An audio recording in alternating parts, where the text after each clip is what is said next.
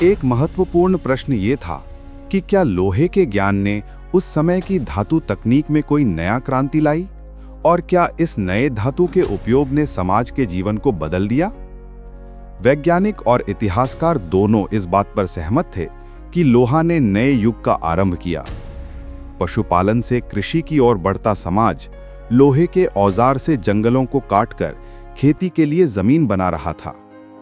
गंगा यमुना के द्वाब में लोहे के थले और हल का इस्तेमाल शुरू हुआ। ये युग एक स्थायी कृषि प्रधान समाज का प्रारंभ था, लेकिन आयरन टेक्नोलॉजी का उपयोग ज्यादातर हथियारों तक सीमित था। अहिच्छत्र और जखेरा जैसे स्थलों पर लोहे के तीर और बर्छियां मिली। युद्धों में घोड़ों और रथ का उपयोग बढ़ गया। महाभारत में इसका स्पष्ट वर्णन मिलता है। लोहे के उपयोग ने खेती में कुछ सुधार लाए, पर मुख्य बदलाव गंगा यमुना के दोआब की उपजाऊ जमीन से आया। चावल मुख्य भोजन बन गया और दो फसल का प्रचलन शुरू हुआ, जौ और चावल दोनों। बलिष्ठ समाज में कृषि और गाय दोनों समृद्धि के प्रतीक बने। अब पशुपालन के साथ खेती भी जीविका का मुख्य जरिया बन गई थी। लोग स्थायी बस्तियों में बसने लगे और पहले के गोल मकानों की जगह मिट्टी के मकान बन गए। सेडेंट्री जीवन शैली का आरंभ यहीं से हुआ। कृषि से उपजा हुआ धन यज्ञों और सामाजिक कृत्यों का आधार बना।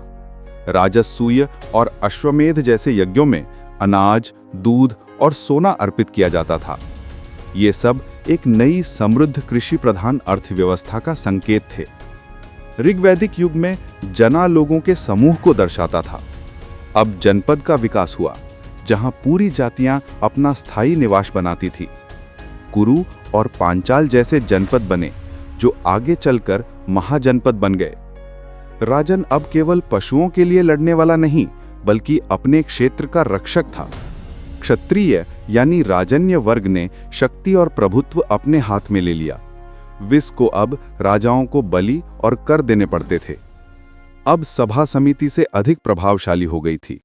क्षत्रिय राज्यों के चुनाव और नियुक्ति यहां होती थी। यज्ञ और राजसूय जैसे अनुष्ठानों से राजा अपनी शक्ति को धार्मिक रूप से स्थापित करता था। पहले यज्ञ सामूहिक कल्याण के लिए होते थे, लेकिन अब व्यक्ति विशेष के लाभ के लिए होने लगे। ये यज्ञ कठिन और दीर्घ हो गए, जिन्हें केवल धनवान लोग ही कर सकते थे। सामूहिक भावना की जगह व्यक्ति के शक्ति प्रदर्शन ने ले ली। यज्ञों ने ब्राह्मणों को समाज में उच्च स्थल दिया। राजा अपने राजाधिकार को पवित्र बनाने के लिए ब्राह्मणों को धन और उपहार देने लगा। धर्म और राजनीति अब एक दूसरे के सहायक बन गए। धरती और भूमि अब समृद्धि का प्रतीक बनी। विष और वैश्य वर्ग खेती करके समाज को धन प्रदान करते थे।